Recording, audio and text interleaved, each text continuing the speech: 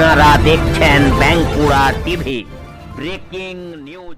বাঁকুড়া টিভিতে আপনাদের স্বাগতম। আজ বাঁকুড়া টিভিতে আমি বাঁকুড়া টিভির chief editor the tiger journalist দাদা উত্তম দে। বাঁকুড়া টিভিতে যে বাঁকুড়া টিভি প্রতিবাদী মানুষের কণ্ঠস্বর, প্রতিবাদী আম জনতার কণ্ঠস্বর, সমাজের নিপীড়িত, নির্যাতিত, বঞ্চিত, লাঞ্ছিত, অবহেলিত মানুষের কণ্ঠস্বর।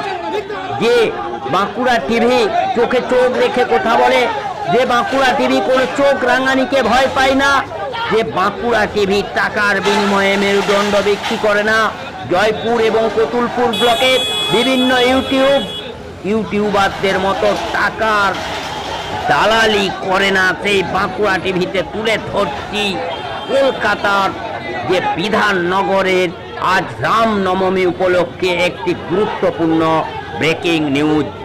ভিআইপি রোড কেষ্টপুরের মুখে রামনবমীর মিছিলকে আটকালো বিধাননগর পুলিশ এবং ঘুরিয়ে দেওয়ার চেষ্টা করলো। নিউ টাউন রাম মন্দির থেকে রামনবমীর শোভাযাত্রা শুরু হয়ে ইতিমধ্যে বাগিহাটি, কেষ্টপুর হয়ে লেক টাউন হয়ে দমদম হনুমান মন্দির পর্যন্ত শোভাযাত্রা যাবে, কিন্তু বিধাননগর পুলিশের তরফ থেকে কেষ্টপুরের মুখে সেই মিছিলকে আটকে দেওয়ার পর দমদম হনুমান মন্দির নিয়ে যাওয়ার জন্য বলা হয়। রুট না মানায় নিউ টাউনে লকেট চট্টোপাধ্যায়ের নেতৃত্বে বিজেপির মিছিল আটকালো পুলিশ। লকেটের দাবি, পুলিশ সল্ট লেকে ঢুকতে বাধা দিচ্ছে এই রামনবমীর মিছিল। সেই মাননীয় মুখ্যমন্ত্রী মমতা বন্দ্যোপাধ্যায়ের নির্দেশে এবং অভিষেক বন্দ্যোপাধ্যায়ের নির্দেশে, কিন্তু এই মিছিল আটকালেও এই বিজেপি নেত্রী হুঁশিয়ারি দেন যে রামনবমীর মিছিলকে আগিয়ে নিয়ে যাবেন। পুলিশ আটকালেও তারা আগিয়ে যাওয়ার চেষ্টা করবেন। সেই খবর আপনারা দেখতে থাকুন একমাত্র বাঁকুড়া টিভির পর্দায়। আমি তো জানতাম না যে যাই হোক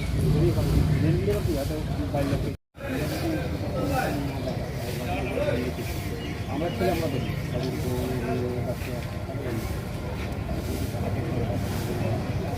দেখি বেশিরভাগ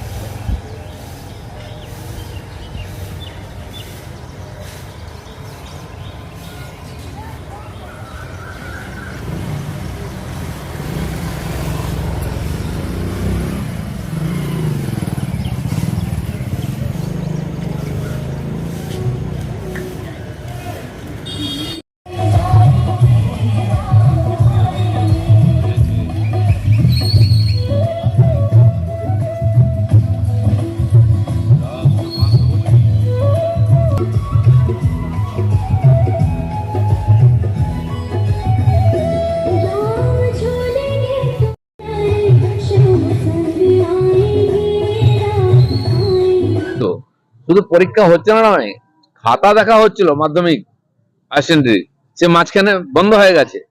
তারা খাতা দেখার অধিকার হারিয়েছেন এবং সে খাতা তারা ফেরত দিয়ে দিচ্ছেন। এবার সেই খাতাটা কে দেখবে? টিচারই নেই। সময় রেজাল্ট কি করে হবে? ভর্তি কি করে হবে?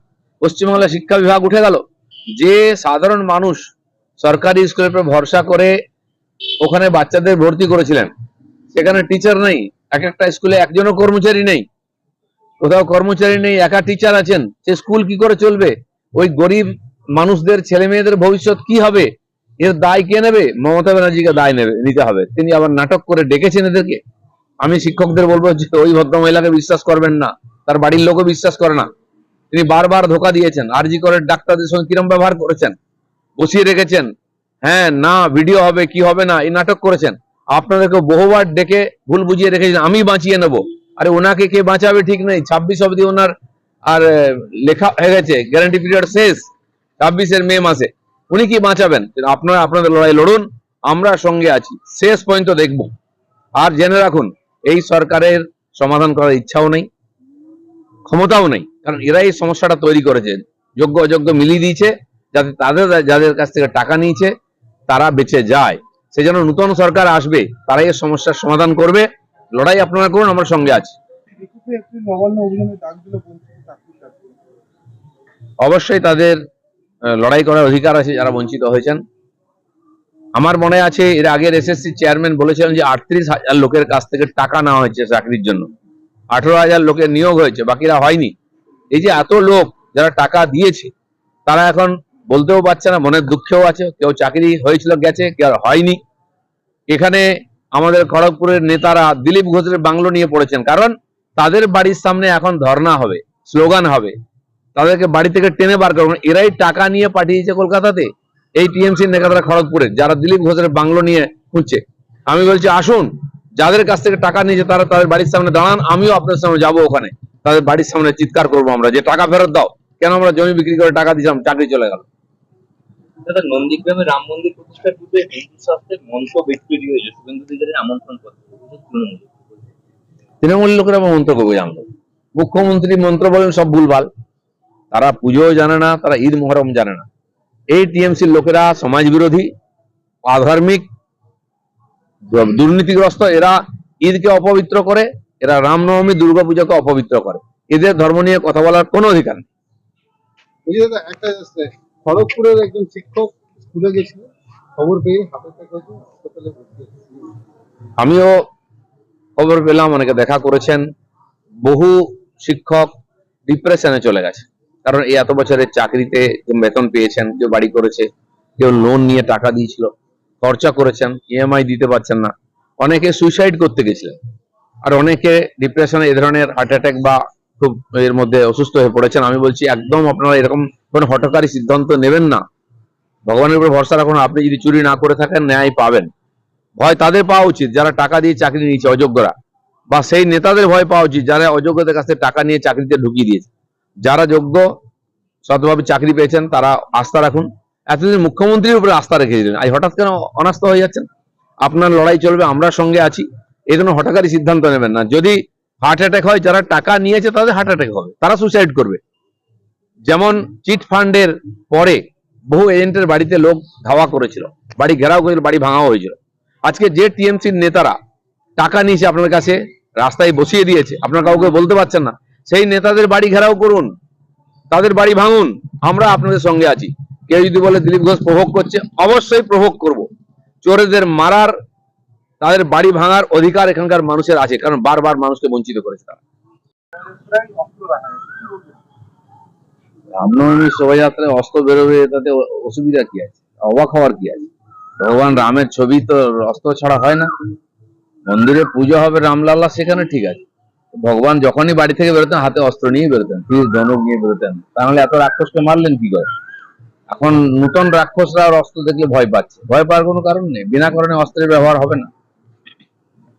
বলছি দাদা, কালকে রাত্রেই এই পুরো এলাকা পরিদর্শন করতে এসে পুলিশ সূত্র জানিয়েছে जो उत्सव करेगा उसको डर नहीं, और जो दूसरा सोचेगा उसका खैर नहीं। मैं भी कह रहा हूं कि उत्सव ही होगा, उसमें डरने की कोई कारण नहीं है।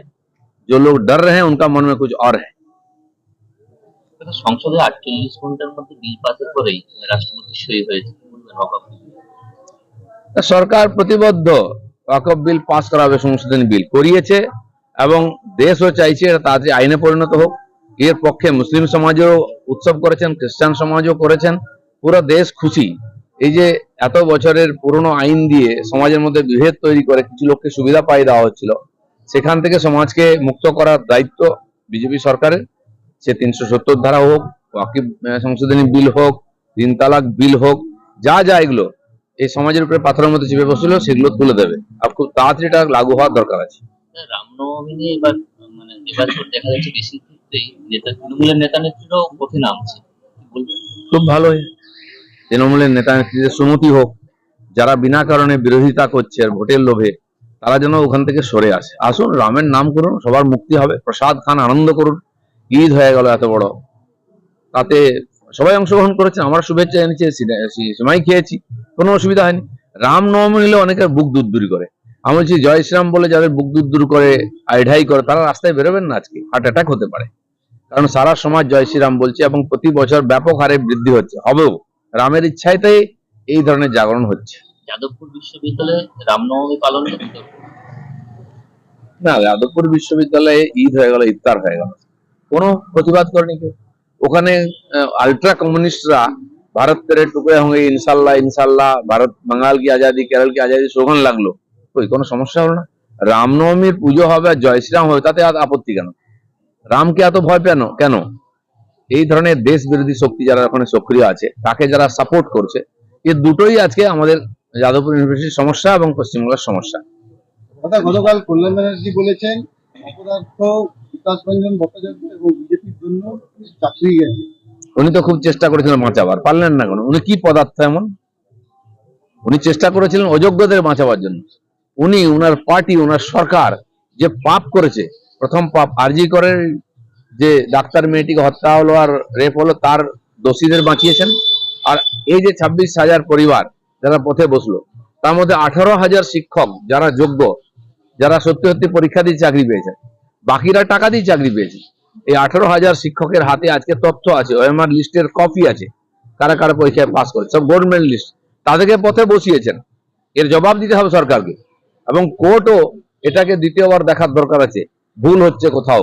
আরজি করের রায় নিয়ে বাংলার মানুষ খুশি নন, আর এই 26,000 শিক্ষকের পক্ষে যে রায় এসছে, এটা নিয়েও বাংলার মানুষ খুশি নন। যেন যারা যোগ্য তাদেরকে চাকরি ফেরত দিতে হবে সসম্মানে, তা নাহলে পশ্চিমবাংলায় যে কোর্টের প্রতি লোকের অবিশ্বাস এবং শিক্ষা বিভাগে আজকে স্কুল চালাবার লোক নেই, এ দুটো বিরাট বড় সংকট। অনেক স্কুলে দেখা যাচ্ছে প্রধান শিক্ষকরাই ঘন্টি বাজাচ্ছেন, ফাঁকা হয়ে গেছে স্কুল, পরীক্ষা নিয়ে হচ্ছে না, পরীক্ষা বাতিল হয়ে গেছে। হবেই তো, শুধু পরীক্ষা হচ্ছে না।